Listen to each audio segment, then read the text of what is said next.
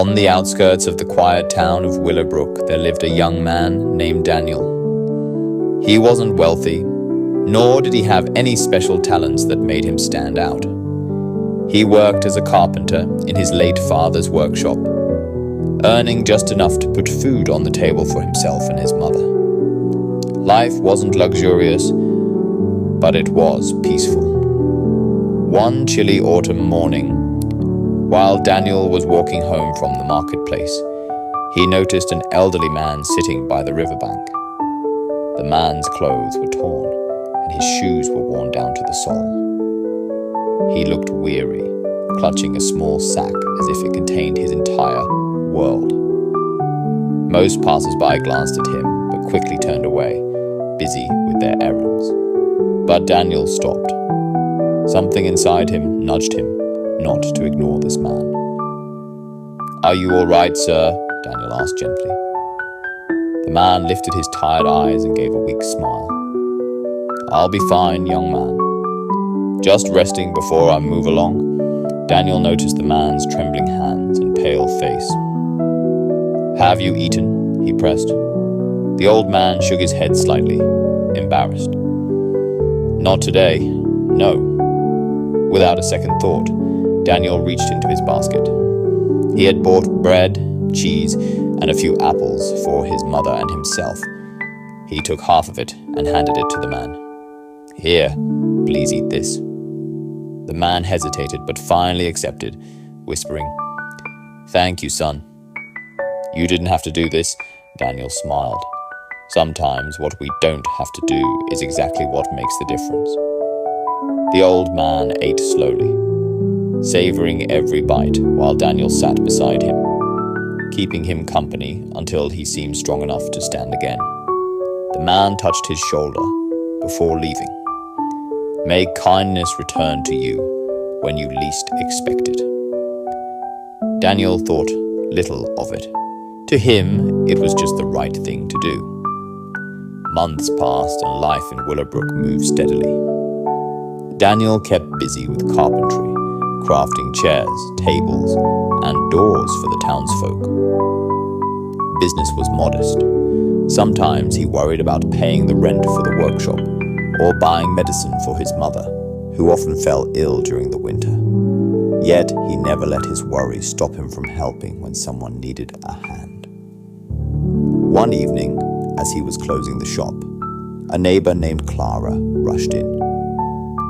Her little boy had broken their front door while playing, and she had no money to pay for repairs. Daniel could have refused. After all, wood wasn't free, and he was already tight on resources. But he saw the desperation in her eyes. He agreed to fix the door at no charge.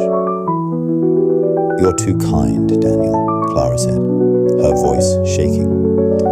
"It's just a door," he smiled. "And your little boy's safety matters more than a few coins." That night, Daniel returned home to find his mother coughing heavily. He felt the sting of worry in his heart. Yet, when he remembered Clara's relief, he felt no regret. His mother, though weak, smiled at him. "Your father used to say, 'The wood that builds another's house builds your own roof in time.' Don't stop being generous, my son." Daniel nodded, holding her frail hand. He didn't realize her words were a prophecy. The following spring brought more than just blooming flowers. It brought the fiercest storm Willowbrook had seen in decades.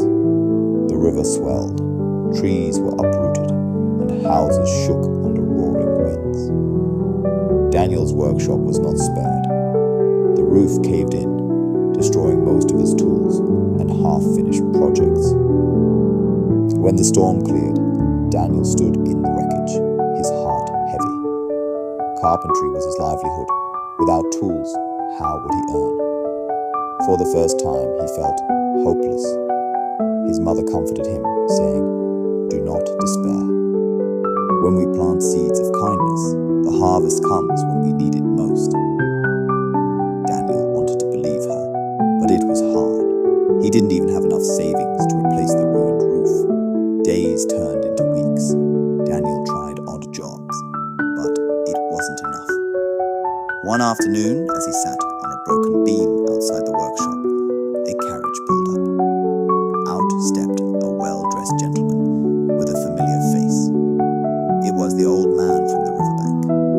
The man's clothes were no longer torn, his shoes shone, and his posture was upright.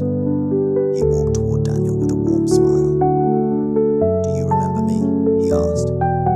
Daniel blinked in surprise. "Yes, of course. You were by the river months ago. I didn't expect to see you again." The man nodded. "That day, you shared your food when no one else would. What you didn't know was that I am Henry Whitmore, a retired merchant. I was traveling incognito, testing the kindness of strangers. I had lost faith in people's compassion until I met you." Daniel listened, speechless. Henry glanced at the damaged workshop. "It seems fortune has not been kind to you lately. Allow me to repay your kindness." Before Daniel could protest, Henry arranged for the workshop to be repaired at his expense. He even purchased new tools, finer than any Daniel had owned before. "I can't accept this," Daniel insisted. "You don't owe me anything." Henry placed a hand on his shoulder. "On the contrary, I owe you everything. You reminded me of the goodness still in the world. This is not payment." Its gratitude tears welled in Daniel's eyes. His mother's words echoed in his heart. The wood that builds another's house builds your own roof in time. With his new tools and restored workshop, Daniel's business flourished. He crafted not just ordinary furniture, but beautiful pieces admired even in neighboring towns. Orders poured in, and soon Daniel was able to hire apprentices and expand. But he never forgot the lesson. Kindness creates bridges that money cannot build. Whenever someone came to him in need, Daniel helped, whether by repairing for free, offering food, or simply listening to their troubles. People began calling him the Heart of Willowbrook. Years later, when Daniel's mother passed peacefully, the entire town attended her funeral, each person holding a memory of how Daniel's kindness or his mother's gentle words had touched their lives. One summer morning, Daniel visited the market. Now a respected craftsman, he could afford more than just the bare essentials. Yet his heart was still as humble as when he had nothing. As he strolled through the stalls, he noticed a young boy struggling to lift a heavy basket of vegetables. People walked by, too busy to notice. Daniel stepped forward, kneeling beside him. "Need some help, young man?" he asked. The boy looked up, sweat dripping from his forehead. "Yes, sir. My mother is sick, and I'm trying to carry this home, but it's too heavy." Daniel smiled warmly and carried the basket for him all the way across town. Along the way, he learned the boy's mother was widowed and barely making ends meet. When they reached the small, shabby house, the mother looked at Daniel with tears in her eyes. "You didn't have to do this." Daniel remembered his own words to Henry by the river. He chuckled softly. Sometimes, what we don't have to do is exactly what makes the difference. Years turned into decades. Daniel grew older, his hair silver, his hands rough from a lifetime of carving wood and lending them in service. He had no riches stored away, yet he was the wealthiest man in Willowbrook. Wealthy in love, respect, and gratitude from the people whose lives he touched.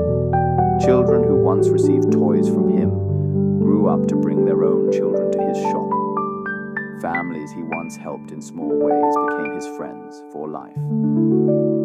Whenever storms or hardships struck, the town came together, always remembering how Daniel had been the first to help. And one day, when Daniel's health began to fail, the same young boy he had once helped in the market, now a strong man, sat by his side, just as Daniel had sat with Henry by the river long ago. "You've given so much, sir," the man said, holding his hand. "Now let us give back to you." Daniel closed his eyes, smiling peacefully. He realized the truth he had lived all his life. Helping others always returns. Sometimes when you least expect it, but always in the right way, at the right time. Moral of the story: helping others is never wasted. It creates invisible bridges of kindness that one day, when you most need it, will carry you safely across life's storms. Daniel's story teaches us that generosity doesn't just change someone else's day. It shapes our future, strengthens communities, and leaves behind a legacy no wealth can buy. So, when you see someone struggling, don't look away. Offer your hand, because the kindness you give today may return tomorrow